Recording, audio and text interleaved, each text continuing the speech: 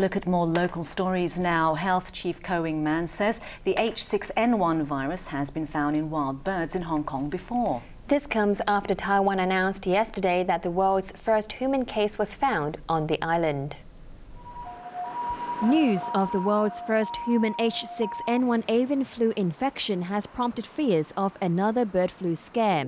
Health Chief Yeung Man said today that experts say the virus has been found on wild birds in the territory before, but insisted it wasn't in poultry. Ko said the virus may have mutated for it to be able to jump to humans, but more tests are needed to find out the answer. He added that it's too early to conclude that the virus will spread from human to human. Ko said the government is in close contact with Taiwan and the World Health Organization in an attempt to gather more information. Speaking to reporters after the Long-Term Housing Strategy Steering Committee's meeting today, Housing Secretary Anthony Yeung said members have agreed to give priority to groups of people who are in need of public housing. Overall, we feel that we will give slightly more priority to families versus single persons. But in terms of age, we feel that we need to give more priority to the elderly. And we also feel that we need to give priority to those households living in inadequate housing units, including subdivided units. The government has set a target of 447,000 homes to be built over the next 10 years. Yeung said the committee is now drafting a consultation document, which is expected to be rolled out in September. EXCO convener Lam Win Kwong says there is still time for the public to have discussions on universal suffrage for the SAR. Lam said the government has made it clear that it does not have a timetable yet, and he believes there is still enough time for the administration to do so. Lam also defended his remark that the government should scrap LegCo's functional constituencies in 2020, which has drawn criticism from pro-democracy activists who think he is trying to steer people away from joining the July 1st rally. Lam said he only made the remarks for people to consider, and he had no other intentions. A concern group is worried about a growing trend of youngsters committing suicide due to relationship problems. They say the main factor triggering suicidal thoughts is the lack of family support. Emily Sue reports. 22-year-old Danny tried to kill himself twice, both times because of girls. When he was 14, he overdosed on sleeping pills after his first girlfriend dumped him. The second time was after he left secondary school, when he got into a fight with his girlfriend on the phone.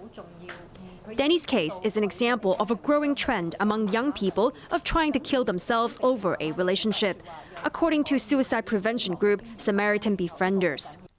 There were 845 suicides last year, 12 more than 2011.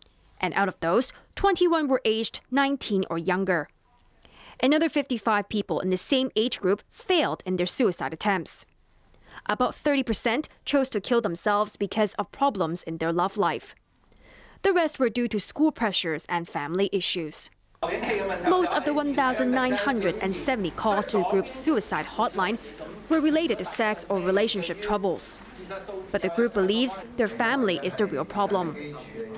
But unfortunately, if you see all this figure, for lovers, all this affair is only superficial. Because what is behind the underlying problem is a family where they cannot find support when they face problems or difficulties. Kwong stressed that blaming kids for lacking self-control or emotional quotient will only make things worse. Self-confidence is what they need to get through rough patches. What do they want? They need to have self-respect from themselves and from, first of all, from their friends or from their family. And obviously, if they feel respect from themselves, it's even much better. Last month, a panel set up by the government to look into children's deaths found kids as young as 9 have killed themselves due to love life problems or pressure from school or their parents. The panel made more than 20 recommendations to tackle the problem, including educating the public better and life skills training for children so they can cope with crises. Emily Sue, ATV News. Overseas again, 3 people have been found dead in a river in the Canadian province of Alberta, which has been hit by heavy flooding. And a massive operation is underway to rescue around 60,000 people trapped by floods in India. Arthur Urquiola reports. The Indian government said the army has been deployed to rescue thousands stranded in the Himalayas after mudslides triggered by the heavy rains blocked roads. The monsoons and resulting floods have reportedly killed more than 1,000 people. Supplies are being airlifted to those stranded. Some survivors said they had gone for nearly a week without food by the time rescuers reached them. Authorities said some 33,000 people have been taken to safety and that the monsoon rains, which hit a month earlier than usual, should cease soon. Meanwhile, floodwaters are receding in southern France, which was hit by flash floods earlier this week. But sludge and rubbish brought in by the floods continue to affect several riverside towns. Rail services are also still suspended.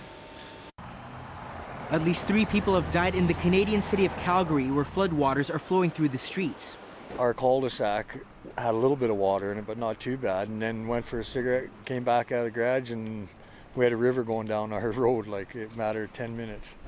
Rescuers have evacuated around 75,000 residents from 25 neighborhoods in the Alberta city. A state of emergency has been declared in a dozen communities.